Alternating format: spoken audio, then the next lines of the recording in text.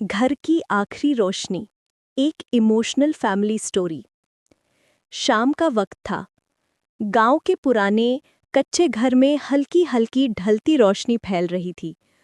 उस घर में 3 लोग रहते थे, राघव, उसकी पत्नी सरस्वती और उनका छोटा बेटा वेद। गरीबी थी, तकलीफें थी, लेकिन प्यार की गर्माहट इतनी थी कि हर रात उनकी थाली भले खाली हो, पर दिल कभी खाली नहीं होता था। राघव दिहाड़ी मजदूर था, सुबह से शाम तक मेहनत करता और रोज यही सोचता, मैं कम खा लूंगा पर वेद के सपने कभी छोटे नहीं होने दूंगा।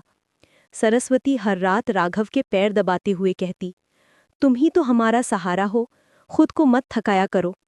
और वेद क्या, वो तो उन दोनों की मुस्कान था। अपनी छोटी सी कॉपी हाथ में लिए दौड़ता रहता, पापा, एक दिन मैं बड़ा अफसर बनूंगा, आपके लिए बड़ा घर लूंगा।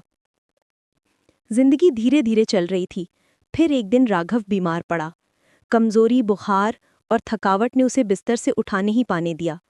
डॉक्टर ने कहा, इनको आराम चाहिए, काम बिल्कुल मत करवाइए। पर आराम का खर्च कौन उठाए? घर में जो थोड़ा बहुत था वो भी खत्म हो चुका था। सरस्वती ने अपने गहने बेच दिए, पर राघव का इलाज बहुत महंगा था। वेद रोज भगवान से दुआ मांगता, मेरे पापा को ठीक कर दो, मैं पढ़ाई छोड़ दूंगा, पर पापा को मत ले जाना। सरस्वती ने खाना कम कर दिया, खुद भूखी रहकर वेद और राघव को खिलाती रही। राघव ये सब देखता पर कुछ कर नहीं पाता। उसकी आंखें अक्सर भीग जातीं। मैं कितना कमजोर हो गया हूँ, मेरी वजह से मेरा परिवार तड़प रहा है। एक दिन सरस्वती कमरे में आई और राघव का हाथ पकड़कर बोली, तुम ठीक हो जाओगे। वेद तुम्हें बिना मुस्कुराए नहीं देख सकता, हम फिर से शुरू करेंगे, सब ठीक होगा। राघव ने मुस्कुराने की कोशिश की, लेकिन दिल के अंदर डर था। उसे लगता था कि शायद वो दोनों के लिए बोझ बनता जा रहा है। रात के 1 बजे अचानक राघव की सांसें तेज हो गईं।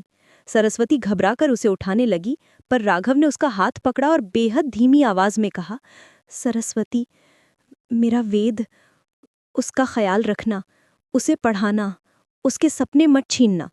ये सुनते ही सरस्वती की आंखों से आंसू बहने लगे। तुम ऐसे कैसे हार मान सकते हो? वेद तुम्हारे बिना नहीं जी पाएगा। लेकिन किस्मत ने सुन लिया। कुछ ही मिनटों में राघव की पकड़ ढीली पड़ गई और घर की आखिरी रोशनी बुझ गई। वेद रोता रहा, पापा उठो, मैं कभी शरारत नहीं करूंगा, पापा उठ जाओ। लेकिन राघव नहीं उठा।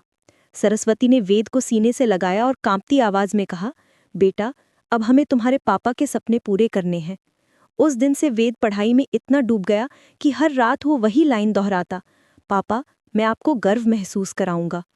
साल गुजरते गए, वेद अफसर बना, घर बड़ा हुआ, लेकिन उसकी दीवारों पर एक ही तस्वीर सबसे ऊंची थी, राघव की। एक दिन पदक लेते हुए वेद ने आसमान की तरफ देखा और धीरे से कहा, पापा, आपकी मेहनत बेकार नहीं गई। उस पर लगता था राघव की रूह मुस्कुरा रही हो।